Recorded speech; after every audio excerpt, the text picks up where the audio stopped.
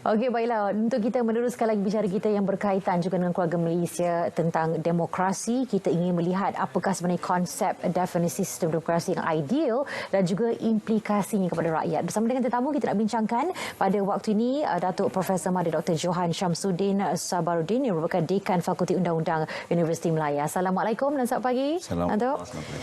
Okey, baik. Pertama sekali, kita ingin jelaskan dan kita ingin garap lebih lanjut lagi berkaitan dengan topik kita. Apa sebenarnya dimaksudkan dengan sistem demokrasi yang ideal di mata Datuk, dan apakah sistem demokrasi berparlimen yang ada di negara kita ini tergurung dalam definisi tersebut, dan jika tidak sepenuhnya, kita mohon Datuk untuk kupas sedikit mengenai implikasinya kepada rakyat. Silakan.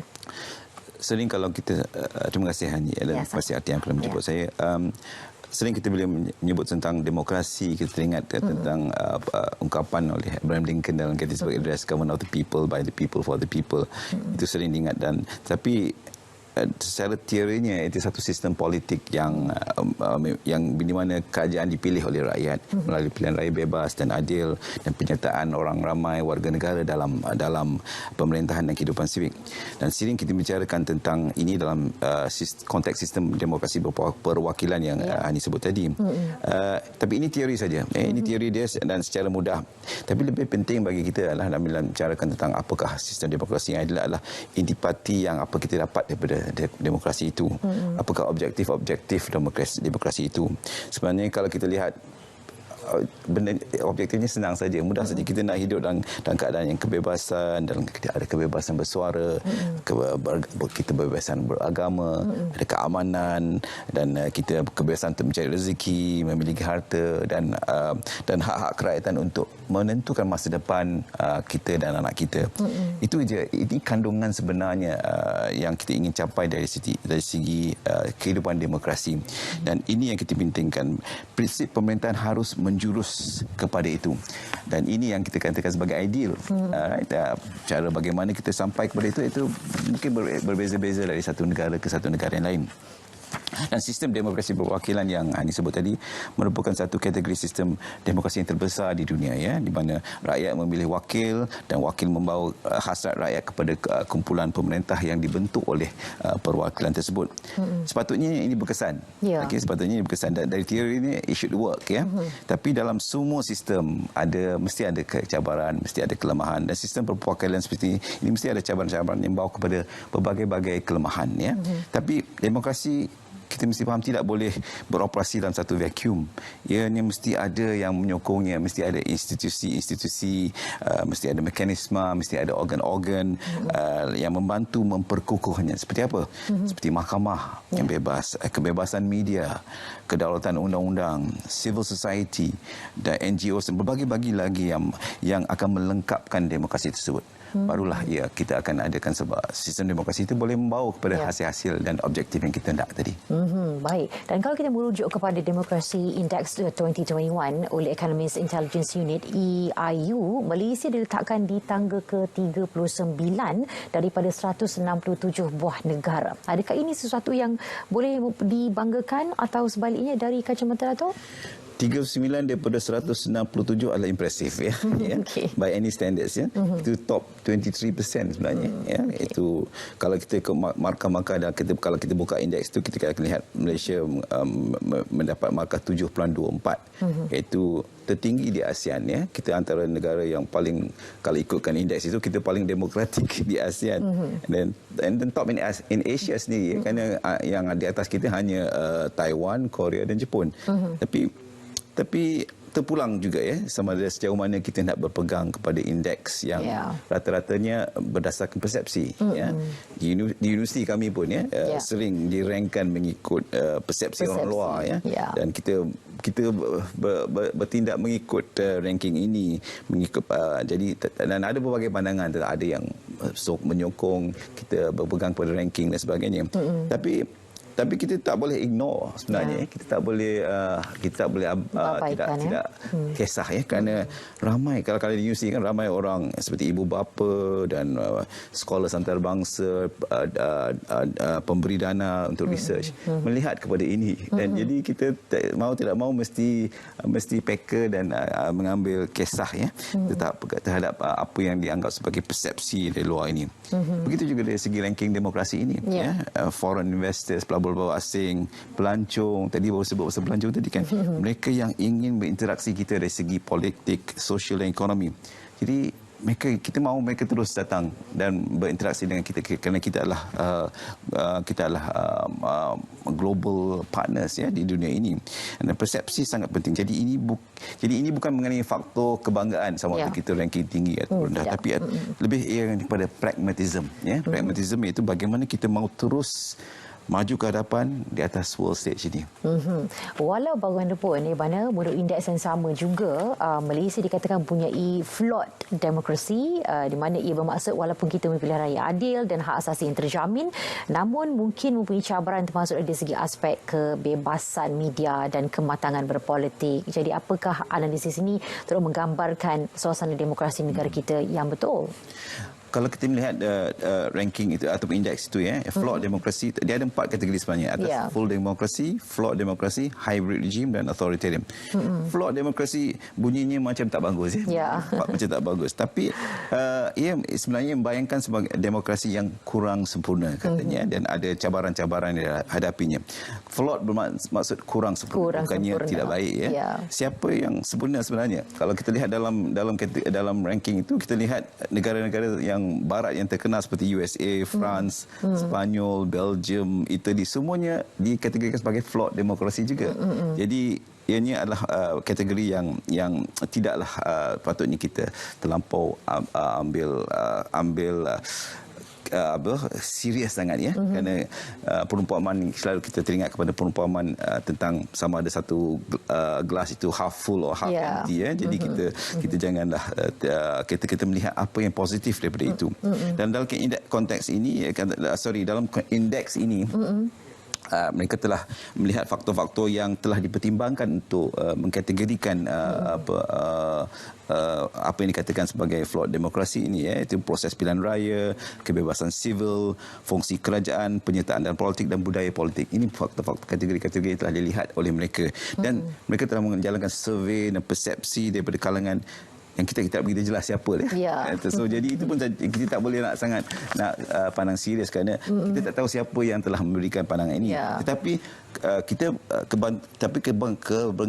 kebergantungan kita kepada persepsi ini adalah penting seperti saya katakan awal tadi. Jadi ada yang persepsi, ada yang betul dan ada yang tidak betul, tapi ianya boleh membantu kita untuk memajukan diri kita dan memperbetulkan apa yang tidak betul. Okey, baik. Sebagai tambahan ini Datuk, mari kita bicara tentang flawed demokrasi ataupun demokrasi yang tidak berapa sempurna ini berdasarkan kepada persepsi sebenarnya. Mana kita tak boleh nak diambil serius. Namun begitu, hakikatnya kita melihat tu, mana walaupun kita ni diberi banyak kebebasan juga, tapi ia juga tertakluk kepada dan dipegang dan diikat dengan undang-undang. Jadi sejauh mana pada pandangan Datuk sendiri secara umumnya berkaitan dengan kebebasan ini yang turut bergantung juga kepada terikatnya kita terhadap undang-undang itu sendiri? Well, dalam demokrasi yang paling penting faktor paling penting adalah kedaulatan undang-undang itu sendiri Kalau kita tidak ada undang, maka tidak ada sistem yang boleh menjaminkan kebaikan kepada rakyatnya. So demokrasi sangat bergantung kepada ini kerana kita telah memilih perwakilan kita dan mereka akan pergi ke parlimen dan mereka akan membuat undang-undang yang akan sesuai dengan kehendak kita dan yang akan mendatangkan apakah aspirasi rakyat yang ada. So, jadi undang-undang itu adalah sangat penting, tapi ianya mestilah melalui proses yang bahawa ianya telah ambil bahagian proses pembuatan undang-undang itu oleh rakyat. Bila undang-undang itu sebenarnya adalah kita anggap sebagai milik rakyat yang telah dibuat oleh rakyat melalui wakil-wakilnya, barulah kita ada kedaulatan undang-undang, barulah ada orang akan mengikut dan mematuh dan akan mendapat sepenuhnya keberuntungan daripada undang-undang tersebut. Dan bagaimana perlu Datuk melihat kepentingan peranan sistem demokrasi sebagai alat bagi menjamin kestabilan dan juga keamanan negara? sistem kita adalah demokrasi berparlimen kita jelas ni yang berjalan seiring dengan sistem raja berperlembagaan. Ini saling melengkapi antara dua konsep kerajaan ini. Kita ikut to certain extent sistem di Britain. Kita lihat bagaimana ianya telah berjaya di sana dan telah laksanakan berapa lama sudah baru kita sekarang ni ada spotlight sekarang ni di United Kingdom apabila dengan kemangkatan Queen. Kita tak jadi fokus kerajaan raja perlembagaan dengan sistem demokrasi parlimen itu under scrutiny sekarang di sana. Tapi mereka jelas menunjukkan bahawa ia telah berjaya dan rata-rata mereka anggap ini telah sebagai berjaya. Jadi kita ikut acuan itu. Tapi ianya lebih kepada model kita sendirilah. Tapi acuannya itu ada Dan sistem demokrasi syariah ini adalah proven sebagai workable dan model untuk menjamin kestabilan dan keamanan dalam kemajuan negara. Tidak sempurna tapi it works. We have had it for the past 65 tahun kita telah ada sistem ni dan kita dah telah mencapai keamanan dan kestabilan. Tapi sistemnya ada dan boleh terlaksana dan it works. Tapi yang mengganggunya apa? Yang mengganggunya adalah yang menggoncangkannya adalah politik perpecahan, politik sempit, politik yang memecah belahkan dan yang merosakkan. Ini yang mengganggu. Sistemnya okey. Sistemnya okey. Baik, jadi itu hakikatnya. Jadi bergerak ke hadapan bersempena juga dengan Hari Demokrasi Sedunia disambut pada 15 September dan Hari Keamanan Sedunia pada 21 September. Bagaimana Datuk yang melihat peranan kita dan juga negara dalam mempraktikkan amalan demokrasi dan memastikan keamanan global? Negara kita adalah model yang sangat baik untuk dunia sebenarnya. Kita sangat unik kerana dunia melihat kita sebagai contoh bagaimana negara yang mempunyai pelbagai kaum dan agama boleh bersatu dan maju. Kita harus fokus pada ini Ini kekuatan kita sebenarnya dan kita harus percaya kepada sistem demokrasi yang kita miliki dan kita hormati keputusan-keputusan telah dibuat secara demokrasi ini. Barulah kita akan terus mencapai kestabilan itu. Dan kita ada rukun negara yang sangat hebat yang mana kalau kita sering orang hanya membaca prinsip-prinsip yang 1 2 3 4 5 itu kan, tapi sebenarnya yang mukadimah yang sebelum itu adalah sangat penting. Ia mencerminkan bagaimana sistem pemerintahan demokrasi itu yang kita miliki ini dapat membawa kejayaan kepada negara kita. Dan we have to stick by it lah kita kena trust benda-benda ini, kita kena percaya kepada ini dan kita jika kita berjaya dengan model demokrasi dengan kepelbagaian yang ada dalam masyarakat kita ni, kita akan jadi inspirasi kepada dunia luar kerana bahawa demokrasi dan keamanan boleh wujud bersama. Saya percaya dengan sistem dengan apa yang kita ada ini dan saya percaya dengan sistem pendidikan. Saya seorang pendidik. Saya percaya bahawa pendidikanlah yang akan menentukan segala-galanya. Jadi kita mesti bakal balik kepada pendidikan, bagaimana kita mendidik anak-anak bangsa kita untuk percaya dan yakin dengan sistem yang kita ada ini. Saya ingat zaman persekolahan saya dulu, saya ingat yang zaman itu sangat saya ini kiranya kategori orang yang telah berumur itu mungkin 50 tahun dahulu mahu keadaan di mana kami walaupun berbilang bangsa tapi dalam satu sekolah hanya satu aspirasi saja, iaitu memajukan negara dan kami berpegang kepada itu. Dan saya harap benda ini masih lagi boleh kita tanamkan dalam masyarakat kita. Kita boleh membina atau menghancurkan negara melalui pendidikan dan pendidikan ini yang sering mesti kita pegang dan saya sebagai seorang pendidik selalu percaya dan kembali kepada itu. Saya suka bila Datuk menyebut tentang membina dan juga menghancurkan negara adalah daripada pendidikan asalnya. Jadi apakah sebenarnya bentuk kerjasama yang perlu ada dan semua masyarakat harus memainkan peranan, terutama sekali bagi golongan pendidik dan juga kita sebagai ibu bapa lah juga dalam untuk kita memastikan demokrasi, kunci keamanan dan juga jalan kehadapan itu dapat sama-sama kita pegang bersama supaya untuk tempoh beberapa tahun mendatang, 10, 20, malah 50 tahun akan datang, maka kita dapat mampu untuk memegang erat apa yang kita janji pada hari ini untuk generasi-generasi kita yang masa hadapan.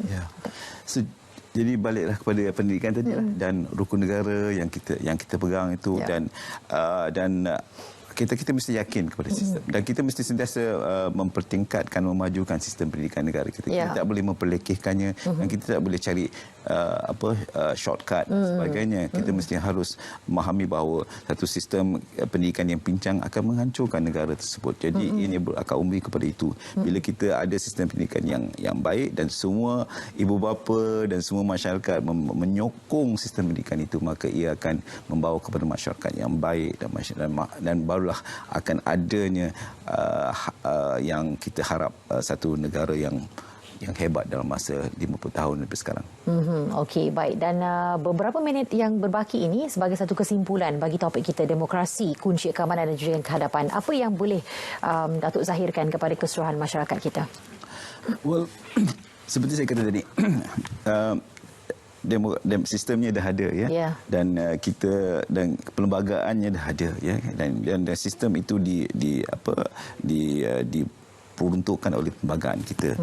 Jadi salah satu sebagai seorang saya berlatar belakangkan undang-undang dan perlembagaan, saya yakin bahawa perlembagaan yang kita ada ini mampu untuk membawa kita ke hadapannya.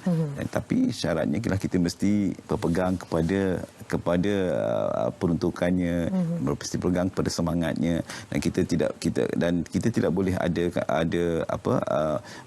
membeza-bezakan cara mana kita hendak melaksanakan. Kita hendaklah konsisten dan kita hendaklah terus ke hadapan dalam menegakkan keluhuran perlembagaan. Salah satu ciri rukun negara yang sangat penting. Kalau kita tidak, maka kita akan slip down the slippery path lah ya. Kita tidak mahu itu berlaku kepada negara kita, kerana kita telah bekerja sangat keras untuk membina negara kita hingga ke tahap yang pada hari ini. Kalau kita tidak berpegang kepada ini, maka ini akan mendatangkan satu masalah yang kita mungkin akan menyesali dengan dahsyatlah. Ya, betul. Jangan pernah kita sampai ke tahap penyesalan itu ya, dan kita harapkan dengan apa yang telah pun dikongsi oleh Datuk Prof Madya Dr. Johan Syamsuddin Sabaruddin, Dekan Fakulti Undang-Undang Universiti Malaya, dapat kita garap bersama dan sama-sama kita amati dan kita aplikasikan dalam kehidupan kita, dalam kita mencari demokrasi yang pasti menjadi kunci keamanan dan jalan kita ke hadapan. Terima kasih sekali lagi, Datuk. Baik, dan untuk waktu ini kita nak bawakan cerita pagi dari Sabah pula berkaitan dengan kempen keselamatan kebakaran. Kita ada bawakan juga satu rapi dan juga pentaulihan pasukan bomba komuniti Lembah Pegalan Tambunan bersama dengan rakan pelapor Hector Zaimit. Silakan.